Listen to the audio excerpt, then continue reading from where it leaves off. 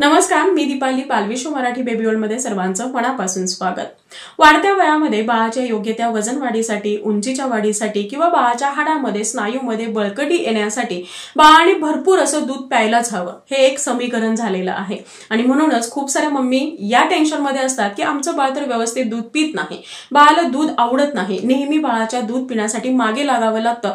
आणि मग असं जर केलं तर बाळ कसा गुटगुटीत होईल, कसा गुबगुबीत होईल किंवा बाळाची हाडं कशी मजबूत होतील.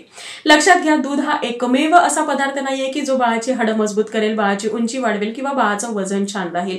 दुधापेक्षा सुद्धा अगदी 7-8 पटीने जास्त कॅल्शियम, जास्त पौष्टिक घटक असणारे काही पदार्थ आहेत, जे पदार्थ जर तुम्ही रेग्युलरली बाळाला देत असाल तर बाळाने दूध नाही पिलं तरीही काही फरक पडणार नाही. असेच काही 5 पदार्थ आजच्या व्हिडिओमध्ये मी तुमच्यासोबत शेअर करणार आहे, जे बाळाला दुधापेक्षा सुद्धा जास्त ताकद देतील. कोणते असे पदार्थ आहेत जाणून घेण्यासाठी आजचा आपला हा व्हिडिओ शेवटपर्यंत पाहत राहा.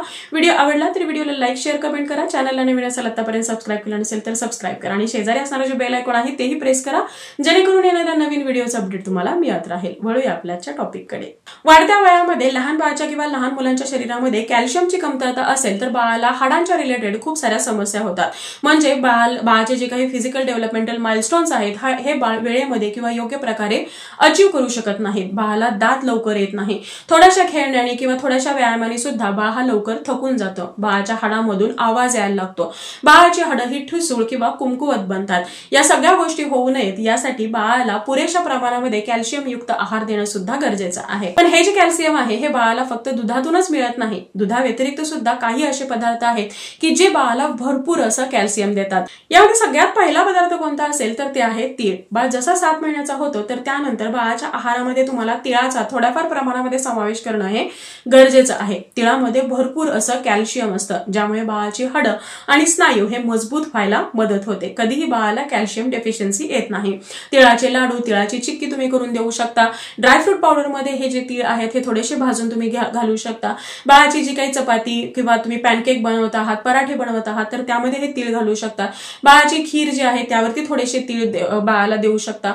अगदी खूप जास्त नाही, पण दिवसभरामध्ये अगदी तुम्ही 2-3 चिमूटभर जरी तीळ बाळाला देत असाल तरी सुद्धा बाळाची जी कॅल्शियमची रिक्वायरमेंट आहे ही फुलफिल होते. 100 ml दुधामध्ये जेवढे कॅल्शियम आहे त्याच्या 8 पटीने जास्त कॅल्शियम 100 ग्रॅम तिळामध्ये असतं. त्यामुळे बाळ जर दूध पित नसेल तर त्यावेळी तुम्ही बाळाला तीळ जरूर खायला द्या, जेणेकरून ही जी काही कॅल्शियमची रिक्वायरमेंट आहे ही पूर्ण होईल.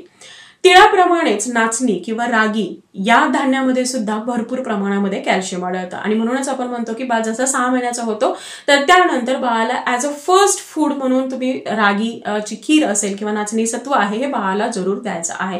ते तुम्ही मोड आणून देत असाल तर ते बाळासाठी अगदी बेस्ट आहे. बाळ जर दूध पित नसेल तर अशा वेळी तुम्हाला बाळाच्या आहारामध्ये भरपूर प्रमाणामध्ये डाळींचा समावेश करायचा आहे. यामध्ये विशेषतः जे अख्खे हिरवे मसूर असतात तर त्याचा समावेश तुम्हाला जरूर करायचा आहे. नॉर्मली आपण लहान बाळ किंवा लहान मूल म्हटलं की फक्त मुगाची डाळ देतो. मुगाच्या डाळीमध्ये सुद्धा कॅल्शियम आहे, परंतु या सगळ्या डाळी जर कम्पेअर केल्या तर जी काही हिरवी अख्खी मुगाची डाळ, मसूरची डाळ आहे तर त्यामध्ये भरपूर प्रमाणामध्ये कॅल्शियम आढळून येतं. या मसूरच्या डाळीप्रमाणेच उडीदची डाळ, हरभऱ्याची डाळ, तुरीची डाळ त्यामध्ये सुद्धा भरपूर असं कॅल्शियम आढळून येतं. त्यामुळे सगळ्या प्रकारच्या डाळी तुम्हाला बाळाच्या आहारामध्ये समाविष्ट करायचं आहे. या सगळ्या डाळींचं तुम्ही एक प्रकारचं सेरेलॅक सुद्धा बनवू शकता की जे बाळासाठी जास्त पौष्टिक ठरेल. त्यानंतर कॅल्शियम भरपूर असणारा पुढचा पदार्थ कोणता असेल तर ते आहे राजगिरा. ऑलमोस्ट सगळ्या लहान बाळांना राजगिऱ्याची लाडू, राजगिऱ्याची चिक्की किंवा राजगिऱ्याची खीर ही खूप जास्त आवडते. या राजगिऱ्यामध्ये भरपूर असं कॅल्शियम असतं, ज्यामुळे बाळाची हाडं मजबूत होतात किंवा बाळाला भूक छान लागायला मदत होते. बाळाचं पोट खूप जास्त काळासाठी भरलेलं राहतं. बाळाला भरपूर असं कॅल्शियम मिळतं. बाळाला जर दात येत नसतील आणि तुम्ही रेग्युलरली बाळाला जर राजगिरा देत असाल तर बाळाला दात लवकर यायला सुद्धा मदत होते. बाळाला भरपूर प्रमाणामध्ये कॅल्शियम मिळतं, त्यामुळे हाडांच्या रिलेटेड जेवढ्या काही समस्या आहेत या दूर राहायला मदत होते. आणि म्हणून तुम्हाला आठवड्यातून 3 ते 4 वेळा तरी बाळ 6 महिन्यापेक्षा मोठा असेल तर राजगिरा बाळाच्या आहारामध्ये जरूर समाविष्ट करायचा आहे.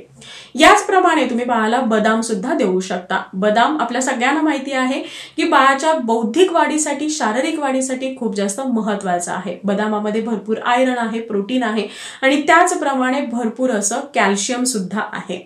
हे जर बदाम तुम्ही रात्रभर भिजवून दुसऱ्या दिवशी सालं काढून बाळाच्या आहारामध्ये देत असाल, विशेषतः सकाळच्या वेळेमध्ये बाळाला जर देत असाल तर ते बाळासाठी खूप जास्त फायदेशीर ठरतं.